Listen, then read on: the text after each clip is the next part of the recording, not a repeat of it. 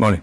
Congratulations on signing Danny Hughes. Thank you. Can you explain how it came about? Because it came a little bit out of the blue. Yeah, I think it took everybody by surprise. It was a typical last day of the window, if we're honest. Deals were presented to me and the guys in the recruitment, and on occasions you think you're getting very, very close, and then obviously then they drift away, then they come back onto the radar, and Danny's situation was a little bit like that. At one point we didn't think we'd get it done, but thankfully everything fell into the correct sequence, and we're able to get her over the line, so we're absolutely delighted. I'm really pleased with the window we've had. If you look at the guys we've been able to bring in, we've been able to strengthen goalkeeping positions, the back positions, midfield, attacking threat, the top end of the pitch, and obviously bringing a striker in always makes everybody feel a little bit better, I think. Looking at the club statement, it says ahead of a permanent move next summer. Can you explain the actual term?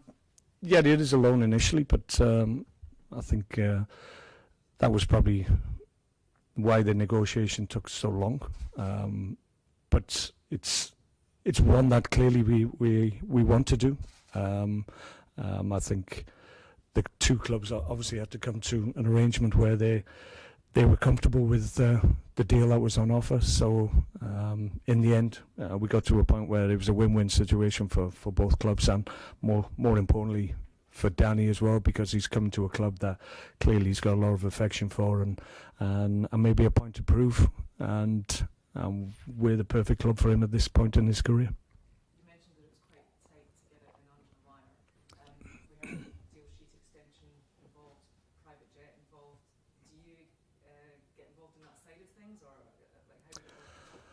No, I have to say I kept out of all that. It was quite a relaxing window for me, really. I have to say the process that Southampton go through in terms of recruitment is very impressive. Clearly, I have to have the final say and give the go-ahead that I sanction the actual players when they get presented to me. But all the work prior to that, in terms of background checks and due diligence, is all done before any player is presented to me. So that's reassuring from my point of view. I just have to worry about whether or not I feel they're good enough to play for Southampton, and clearly without fault almost every player that gets presented to me is of the required standards. So I've been really pleased. It's been quite an eye-opener in terms of how Southampton go about their business. So did you have a late one last night? Did you meet Danny when he arrived? I saw Danny late last night. We were just having a get-together as a staff, and both football side and business side. That was called by the chairman. So we had a drink at the end of it just to celebrate. Obviously, Danny came late on, and our owner, Mr. Gow, was present as well. So all in all, it was a good evening. And you mentioned he's a local lad. Does that bring an extra element, do you think? I think so. I think whenever you have a player that has a real feeling for the club that he's playing for, and a special connection and an empathy, I think that makes a difference. I think it helps him as a player. I don't think it brings undue pressure. I think you want to do well for your club that you feel is part of you, and I think fans react to that and respond to that as well. So I would imagine the first time Danny walks out in a Southampton kit, there's going to be a huge reception for him. So I'm sure he'll enjoy that, and then he'll just have to start playing well for them as well. Well, you have Burnley on Sunday, Danny Hughes' old club.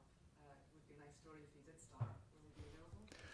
He's available. We'll see how he is next couple of days, but clearly there's enthusiasm from him. I'm sure that he'd want to be part of that, but he's fit and well. He's trained. He's had game time as well in pre-season. So if I make that decision, then he'd be ready to go. But we'll see how he goes these next 2 days. But obviously, clearly, he becomes an option for me.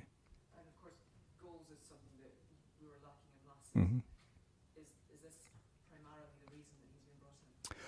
Well, yeah, we needed to improve our ability to to convert chances and create chances. We've tried to do that, obviously, with like Stewie Armstrong coming in, who's obviously always scored goals from midfield positions. Moya Elyounoussi, who we feel is going to be a real talent in the Premier League.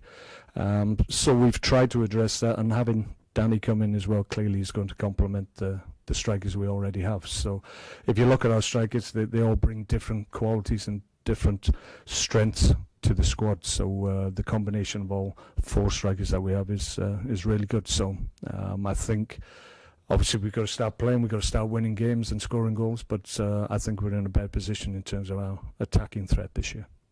Just finally, are you happy that the window shut before the season starts? I think it's got its pros and cons. I think the fact now the window's shut, you know exactly what you've got. Clearly, they might be, if clubs allow it, there might be guys going out on loan or European clubs coming in and trying to take players out of clubs. But our stance, and we've told representatives of players and clubs themselves that once the window shuts, then we'll decide who goes out. It won't be anybody coming in with bids. We'll say no to everybody. So it's whether or not everybody takes that stance or keeps their options open for more deals. But from a management point of view, knowing that you've got a group to work with on the first day of the season is a good thing, because I just think players, they've always done it, they always place a little bit too much significance on who plays in the first game of the season.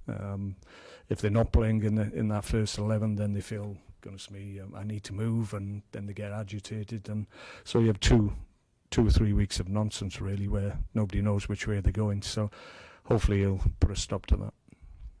Okay. Any more for the first section? Is there any team news on Cedric? Cedric's been back since Monday. He was poorly last week, and he's come back, but he looks okay. He's a fit guy anyway, so I mean, he's obviously been to the World Cup. So if I feel he's right and he's ready, then it wouldn't be a problem for him to play. But we'll see how he goes. He's got another couple of days, and be important that he's honest with himself and honest with us in terms of how he feels.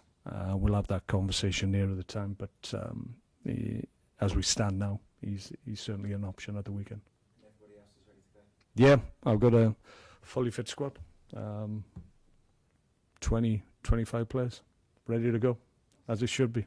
Okay, we'll move on to the second section for 10:30 this evening.